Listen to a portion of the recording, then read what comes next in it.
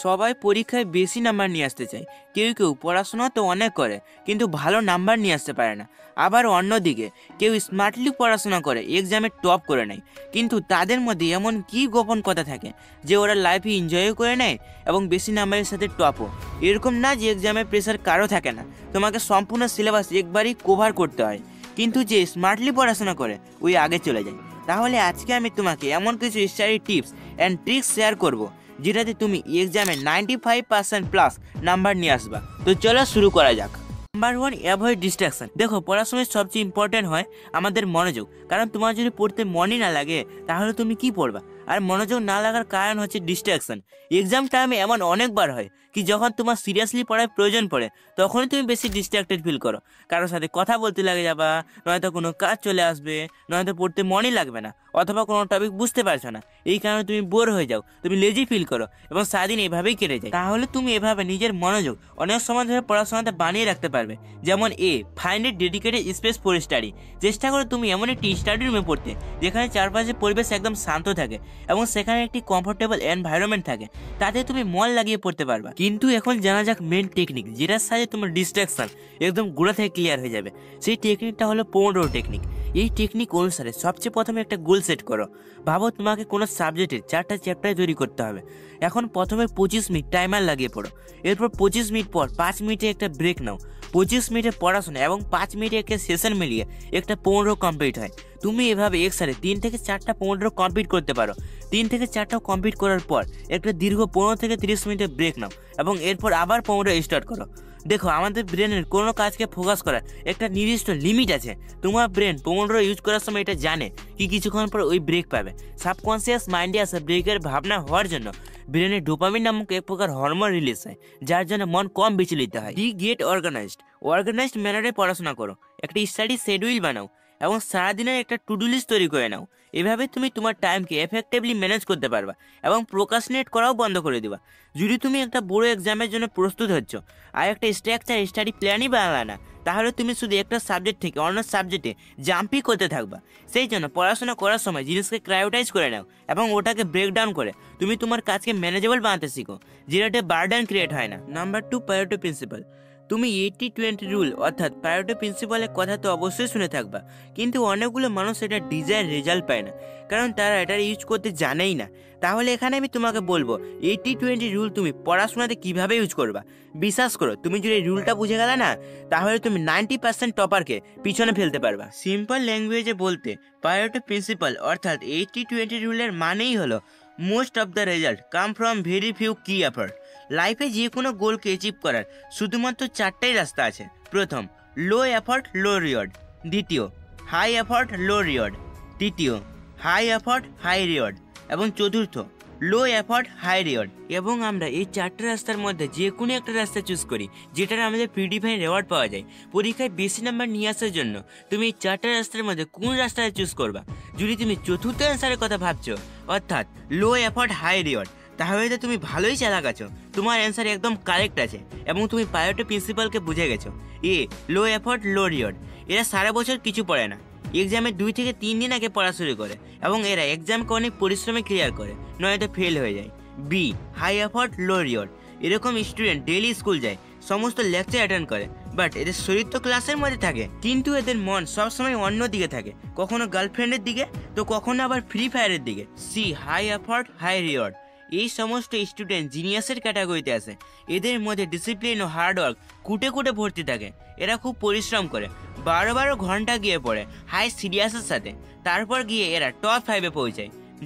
লো effort high reward, এটাকেই আমরা priority principal বলি, আর এটা প্রিন্সিপাল অফ আনব্যালেন্সিংয়ের উপর বেস্ট আছে। এটাতে এরকম স্টুডেন্ট আছে যারা অনেক কম পড়ে, তবুও তারা অন্যদের কম্পারিজনে বেশি নাম্বার নিয়ে আসে। এরা জন্ম থেকে কোনো ইন্টেলিজেন্ট থাকে না, আসলে এরা ব্রেনকে স্মার্টলি ইউজ করতে জানে। কিন্তু এখন যদি তুমি এই পয়েন্টটা মিস করে দিলা না, তাহলে মা কসম 10-20 নাম্বারেই মরবা। যদি তুমি 10-20 নাম্বারই চাও তাহলে তুমি যেতে পারো, কিন্তু যদি তোমার ইচ্ছা টপার হওয়ার থাকে তাহলে তো তোমাকে এই পয়েন্টটা জানতেই হবে। Number 3, previous year question. এরকম অনেক স্টুডেন্ট আছে যারা সারা বছর ধরে পড়াশোনা করেনি, তারা তবুও এক্সামের 1 সপ্তাহ আগে পড়ে 70 থেকে 80% মার্কস ইজিলি পেতে পারে। বন্ধুরা, তোমাদেরকে এটলিস্ট 10 বছর অথবা মিনিমাম থেকে মিনিমাম 5 বছরের প্রিভিয়াস ইয়ার কোশ্চেন সেটকে সলভ করা উচিত। এবং যখনই তুমি এটা সলভ করবা তখন পেপারের ডিউরেশন অনুযায়ী নিজের মোবাইলের টাইমার লাগিয়ে নিবা, যেটাতে এরকম মনে হবে যে তুমি সত্যি এক্সাম হলে বসে পরীক্ষা দিচ্ছ। কিন্তু এখন তুমি বলবা যে আমরা প্রিভিয়াস ইয়ার কোশ্চেন কেন সলভ করব, এটা সলভ করলে কি হবে? দেখো, প্রিভিয়াস ইয়ার কোশ্চেন লাগানোর 3টা মেন ফায়দা আছে। প্রথম, এইভাবে তুমি আগে থেকেই নিজেকে মেন্টালি প্রিপেয়ার করে নাও এক্সামের জন্য। দ্বিতীয়, এইভাবে তুমি এক্সামের প্যাটার্ন বুঝতে পারো। এবং তৃতীয়, তুমি এমন কোশ্চেন খুঁজে পাও যেটা প্রতি বছর অথবা 2 থেকে 3 বছরে রিপিট হতে থাকে। যদি তোমার প্রিপারেশন ভালো থাকে তাহলে তুমি আনসলভ পেপার লাগাও অ্যাজ দ্য রিভিশন। বাট যদি তুমি সারা বছর কিছুই পড়োনি, চ্যাটিং করতে ব্যস্ত ছিলে, তাহলে প্রথমে সলভ পেপার লাগাও, তারপরে আনসলভ পেপার লাগাও। এবং একটা জিনিস মনে রাখো, যে এক্সামের জন্য তুমি প্রিপারেশন করছো সেটার ডিউরেশন যদি 3 ঘন্টা হয়, তাহলে তোমাকে প্রিভিয়াস এর কোশ্চেন সেটকে 2 থেকে 2.5 ঘন্টায় সলভ করার হ্যাবিট বানাতে হবে। এটা করলে তোমার এক্সামের টাইমের প্রবলেম কোনোদিনও হবে না। Number 4, learn the same information in variety of ways. দেখো, আমি যখন পড়তে বসতাম তখন আমার সবচেয়ে বড় চ্যালেঞ্জ ছিল যে আমি একটুটাই বোর হয়ে যেতাম, কারণ কখনো কখনো আমি অঙ্ক অথবা কোনো একটা টপিক বুঝতে পারতাম না, যার জন্য আমি ডিমোটিভেট হয়ে যেতাম এবং পড়াশোনা বন্ধ করার কথা ভাবতাম। এই প্রবলেমের সলিউশনের জন্য তখন জানো আমি কি করতাম? ওটাকে ইন্টারেস্টিং বানানোর জন্য কিছু আমি বই থেকে পড়তাম, কিছু ইউটিউব থেকে এবং কিছু গুগল থেকে পড়তাম। বন্ধুরা, এভাবে যদি তোমরা পড়ো তাহলে তোমরা যে কোনো টপিকে সহজে বুঝতে পারবা। কিন্তু এখন আবার অনেক স্টুডেন্টের একটা প্রবলেম আছে যে তাদের পড়া মনে থাকে না, তারা যেটাই পড়ে 1-2 ঘন্টায় ভুলে যায়। যদি তোমারও সাথে এই প্রবলেম থাকে কি তুমি পড়ো তো ঠিকই, কিন্তু সেই পড়াটা বেশি দিন মনে রাখতে পারো না, একটুটাই ভুলে যাও, তাহলে টিপটা মন দিয়ে শুনো। টিপ নাম্বার 4, যেটা তুমি পড়ো সেটা মনে রাখার একটা বেস্ট টেকনিক আছে। কি যদি তোমার মনে হচ্ছে কোনো প্রশ্ন বা টপিক নিয়ে তোমার কোনো ডাউট আছে, এক্সামে লেখার সময় তুমি সেটা ভুলতে পারো, তাহলে তুমি ওই টপিকে কাউকে বুঝিয়ে দাও, যেটাতে সামনের মানুষের উপকার তো হবেই, সাথে তুমি ওই ইনফরমেশনকে বেটারভাবে মনে রাখতে পারবা। তুমি বুঝতে পারবা তুমি কোথায় আটকাচ্ছ, কোন পয়েন্টে তোমার সমস্যা আছে, কি পড়ার দরকার আছে। যদি বোঝানো কাউকে না খুঁজে পাও তাহলে ফালতু শর্ট স্ক্রল করা থেকে ভালো একটা ইউটিউব চ্যানেল বানাও এবং সেটাতে সবাইকে বোঝাও। এভাবে তোমার টুকটাক ইনকামও হবে এবং তুমি কোনো টপিকে ভালোভাবে বুঝতেও পারবে। Number 5, use the power of mental spacing. যখন তুমি সব কিছু একসাথে পড়তে চেষ্টা করবা তখন তোমার ব্রেন ওই ইনফরমেশনকে প্রসেস বা রিটার্ন করতে পারে না।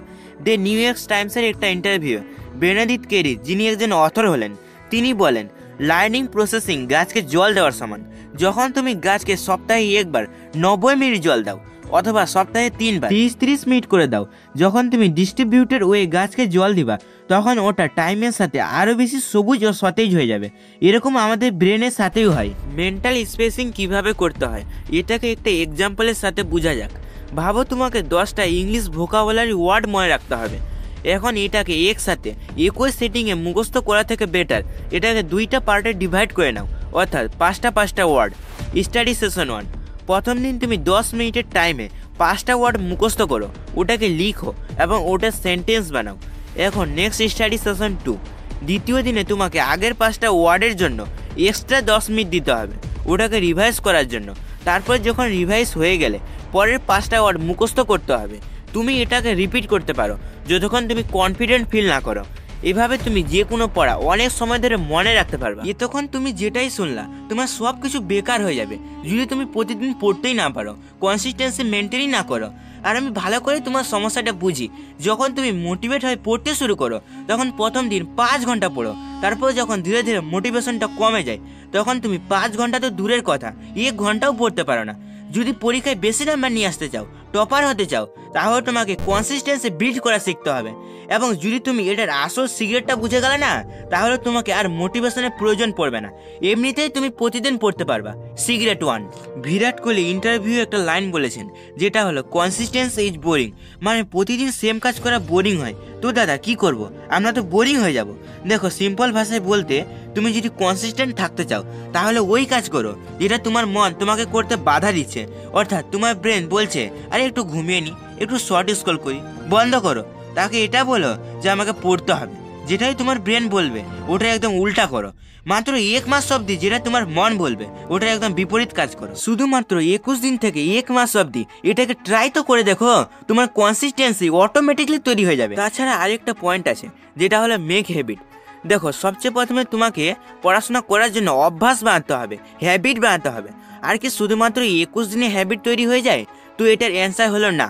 এই দুটো স্টুডেন্টের উপর একটা এক্সপেরিমেন্ট করা হলো। দুজনের কাছে 1 মাস ছিল স্টাডি হ্যাবিট ফর্ম করার জন্য। স্টুডেন্ট এ প্রথমে 3-4 দিন ডেইলি 9-10 ঘন্টা পড়াশোনা করলো, এরপর 2-3 দিন মিস করে দিল। এভাবে করতে করতে মাসের 15 দিন এই স্টুডেন্ট দিনে 10 ঘন্টা পড়াশোনা করলো, এবং অন্যদিকে স্টুডেন্ট বি শুধুমাত্র 3 ঘন্টা পড়াশোনা করলো, কিন্তু ওই একদিনও মিস করলো না। এই হিসাবে স্টুডেন্ট এ টোটাল 150 ঘন্টা স্টাডি করলো এবং স্টুডেন্ট বি মাত্র 90 ঘন্টা। তাড়াতাড়ি কমেন্ট করে বলো তো কার স্টাডি হ্যাবিট তৈরি হয়েছে?